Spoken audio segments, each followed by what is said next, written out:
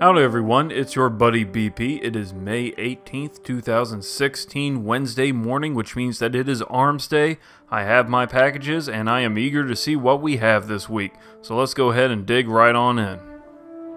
First up is the Ludmila D pulse rifle. These are Hakke pulse rifles, so they fire an additional shot in each burst. The first one has GA post and LB assault. Its perks are glass half full, spray and play, single point sling, speed reload, and reinforced barrel. The second one has GA post and LD watchdog. Its perks are head seeker, unflinching, snapshot, fitted stock, and hand laid stock. The final one has SC hollow and LC ranged. Its perks are danger close, rodeo, single point sling, speed reload, and hand laid stock. Between these three, I like the second one. Head Seeker is great for one of these high impact type of pulse rifles, and I really like Unflinching. It's really hard to describe how it works. You kind of have to see it for yourself, but it works really well in PvP. Also, I kind of like this hand-laid stock, so you get extra stability out of it. I really like that. That's nice. So, not the most perfect roll, I would say, for this sort of pulse rifle, but between these three, I'd say the second one wins out easy. Next is the Suros PDX-41 pulse rifle. The first one has a SLO-19, SPO-28, and SRO-41. Its perks are casket mag, perfect balance, range finder, single point sling, and reinforced barrel. The second one has SLO-19, SPO-26, and SRO-41. Its perks include oil frame, fitted stock, unflinching, lightweight, and small bore. The final one has SLO-19, SPO-28, and SRO-41. Its perks include casket mag, fitted stock, outlaw, single point sling, and small bore. All in all, these rolls aren't too bad, but I'd say it's the first one that I like the most. I really like perfect balance, so you can get that extra stability. Plus, you got rangefinder, so you can get some more range out of it too. If you really want that, if you really want to try to max out that range, you can get reinforced barrel. It'll be done at the expense of stability, but perfect balance will have you covered for that. Personally, I would probably run it with single point sling, so I can switch my weapons out much quicker. But that's just my preference. The other two rolls, they're not too bad, but if it was up to me, I would go with this first one. Next is the Suros JLB-42 rocket launcher. The first one deals arc damage. It has warhead verniers, soft launch, and counter mass. Its perks include flared magwell, heavy payload, grenades and horseshoes, javelin, and lightweight. The second one also deals arc damage. It has warhead verniers, smart drift control, and counter mass. Its perks include speed reload, single point sling, who's next, perfect balance, and quick draw. The third one deals void damage. It has confined launch, soft launch, and hard launch. Its perks include flared magwell, heavy payload, tracking, javelin, and snapshot.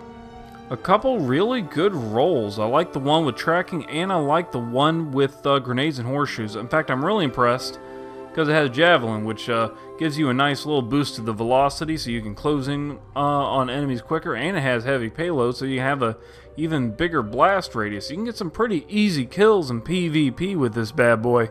But let's take a look at that one with tracking again. That one didn't look too shabby either. So, and it also has javelin and heavy payload, so look at that. Pretty nice. So I guess it really comes down to whether or not you want that, or if you want it with particularly with void damage or arc damage.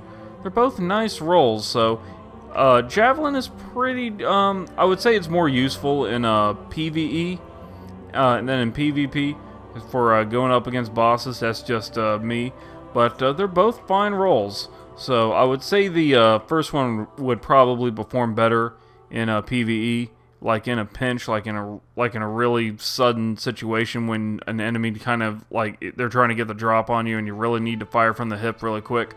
But tracking is really nice for taking out enemies at long distances. So depending on which one you go for, or at least which perk you prefer for PvP, I say it's either going to be the first one or the third one. Next is the Tamar-D sniper rifle. The first one deals solar damage. It has ATA Scout and ATD Raptor. Its perks include Outlaw, Performance Bonus, Perfect Balance, Quick Draw, and Injection Mold. The second one deals void damage. It has ATA Scout and ATD Raptor. Its perks include Private Eye, Partial Refund, High Caliber Rounds, Quick Draw, and Injection Mold. The third one deals solar damage. It has ATA Scout and ATD Raptor. Its perks include Surplus, Who's Next, High Caliber Rounds, Snapshot, and Appended Magazine. If you're looking for a PvE sniper, that third one is really good. Surplus is about as nice a perk as you can get for a PvE sniper. It's always nice just to get extra ammo. It does not work in PvP though. I wouldn't go with the second one, that Private Eye perk, the one that gives you a little bit more zoom when crouched. Very situational. Doesn't seem like it really helps out that much. But that first one for PvP, that looks pretty good. Outlaw is nice for a sniper rifle because you're supposed to be going for precision kills anyway. Performance bonus, alright. You can get some bonus ammo back, which is really good for PvP because ammo is scarce. Excuse me. We have Perfect Balance, Quick Draw, and Injection Mold, which is some pretty nice selection of perks, and the scopes aren't too bad either. So yeah, for PvP, definitely go for that first one. For PvE, go with the third one with Surplus. And finally, we have the Suros DIS-43 Scout Rifle. The first one has SLO-19, SPO-28, and SPO-57. Its perks include Feather Mag, Hammer Forged, Hip Fire, Speed Reload, and Rifle Barrel. The second one has SLO-12, SPO-26, and SRO-41. Its perks include Oiled Frame, Perfect Balance, Full Auto, Lightweight, and Injection Mold. The third one has SLO-12, SPO-28, and SRO-37. Its perks include Casket Mag, Fitted Stock, Partial Refund, Lightweight, and Reinforced Barrel. Now call me biased, but for a weapon like this, Full Auto is the way to go, and the roll isn't too bad either. You get Perfect Balance and Injection Mold just to give you a little bit more stability. Personally, I think Braced Frame is the best one to get for this sort of weapon because it gives you even more stability. I have one with a Braced Frame and it pretty much maxes out the stability for this weapon, and it has Full Auto. It's like a laser. It's just so brutal. I like it for PvE. I like it for PvP. It's especially deadly for PvP. If you like scout rifles and you like that sort of, what was it? The Vision of Confluence, that Full Auto scout rifle you used to get in the raid, the Vault of Glass raid. Oh man, if you like a weapon like that, you'll probably really like this. It's just a really fine weapon for just all situations. If you don't like Full Auto on a scout rifle like this, I guess you have a few other good choices here. So yeah, well, the hip fire, I think it's hard to say. I would probably go with the third one if you don't really like Full Auto, but I love Full Auto on this weapon, so for me, that second one is the way to go. Next week's weapons include the Hakke Arminius-D auto rifle, the Hakke Zarinaea-D auto rifle,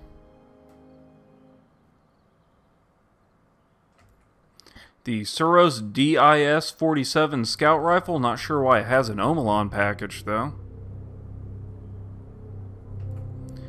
The Omolon Cocytus SR4 scout rifle. I sure hope I'm pronouncing that right. By the way, this is a really nice scout rifle. I would strongly recommend this one. And the Omolon Uzume RR4 sniper rifle.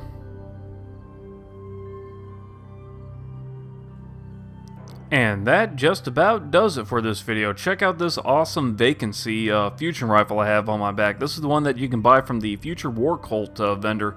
Really nice weapon. It has a strong roll on it too.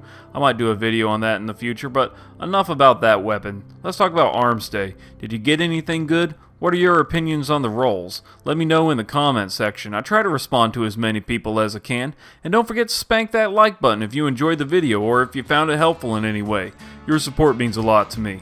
And as always, y'all be good to each other, and I will see you in the next video.